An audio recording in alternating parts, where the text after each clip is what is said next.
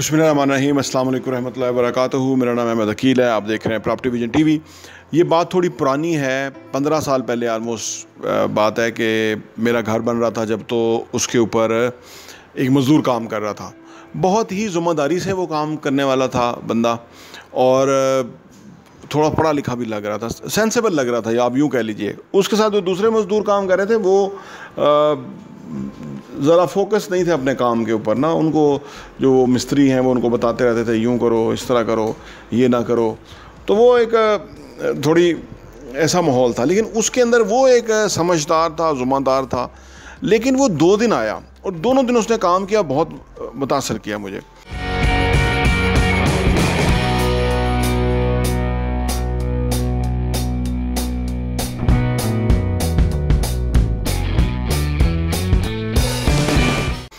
तीसरे दिन वो आया ही नहीं, और मेरी उसे गप लगी थी कि उसने कहा कि मैं इधर इस्लामाबाद में आया हूँ, आई थिंक कोई समुंदरी के गाँव फैसलाबाद के पास, वहाँ से, और मैं नौकरी की तलाश में आया हूँ। तो मैंने उसे सोचा कि मैं इसको किसी का रिकमेंड कर दूँगा।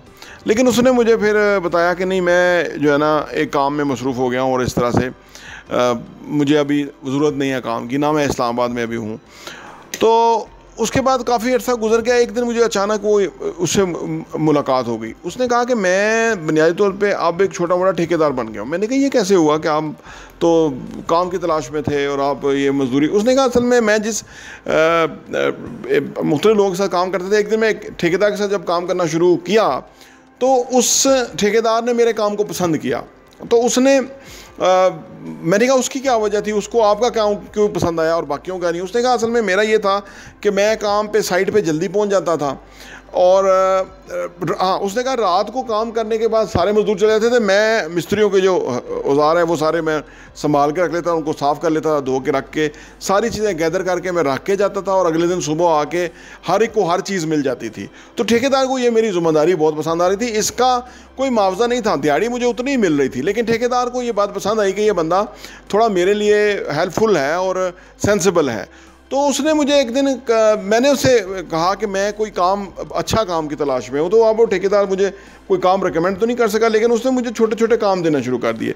उसने कहा कि मैं फ़र्ज़ को ये 5 मरले का मैं बना रहा हूँ स्ट्रक्चर, तो इसके ऊपर जो ये मिट्टी का जो काम है ये तकरीबन 50-1 हज़ार रुपये का काम है, लेकिन अगर तुम कोई तलाश कर लो ऐसा बंदा कि जो 40 हज़ार में कर दे, ये फिलिंग कर दे, तो 10 हज़ार रुपये मैं आपको दे दूँगा इसके ऊपर।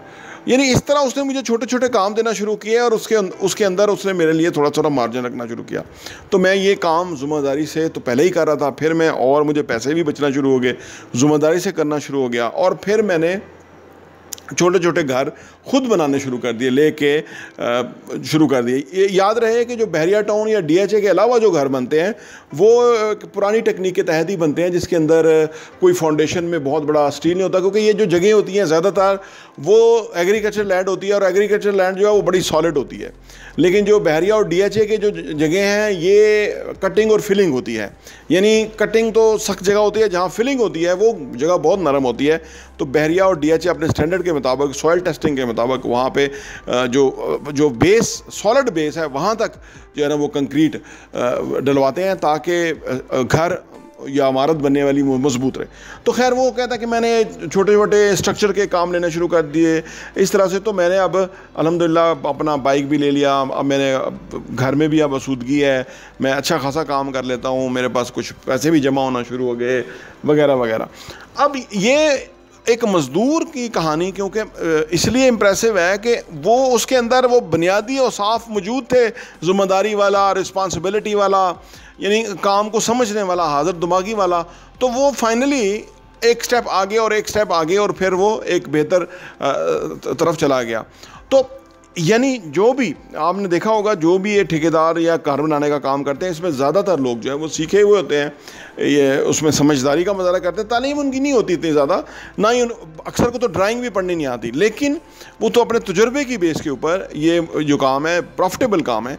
अब तो बहुत सारे ठेकेदार जो मज़दूर से शुरू हुए थे, अब वो बाकायदा ठेकेदार हैं कि वो घर बना ले लेते हैं, अपने मटेरियल से उसको तामीर कर लेते हैं, तामीर करने के बाद उसको वो अच्छे मार्जिन पे बेचते हैं। अब ये घर बिका हमारे इधर ही एक जगह, वो तकरीबन आप समझ लीजिए कि सिंगल स्टोरी या 1.5 स्टोरी होता है, सामने वो ऊपर 2 कमरे भी बना लेते हैं सिंगल स्टोरी 5 पल्ले के ऊपर, तो वो तकरीबन 88 लाख रुपए का बिका।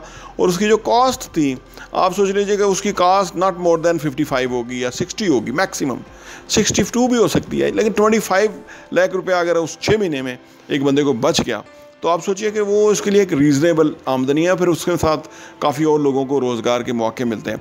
तो ये जो भी काम करना चाहता है या जो भी अपने आप को किसी जगह लेके जाना चाहता है, तो वो होगा तो ग्रेजुअली, लेकिन होगा इस तरह से कि जब वो उसके अंदर कोई बुनियादी औसाफ पाए जाएंगे, hard working, punctuality, common sense, अगले का ख्याल करना, थोड़ी कम्युनिकेशन स्किल, अगले से हैंडशेक करना, स्माइल करके उसको मिल सकना, किसी से बात कर सकना, एक सिंसियर जज्बात होना, तो ये सारे बुनियादी खूबियाँ हैं जो कि रिक्वायर्ड हैं, तालीम नहीं रिक्वायर्ड।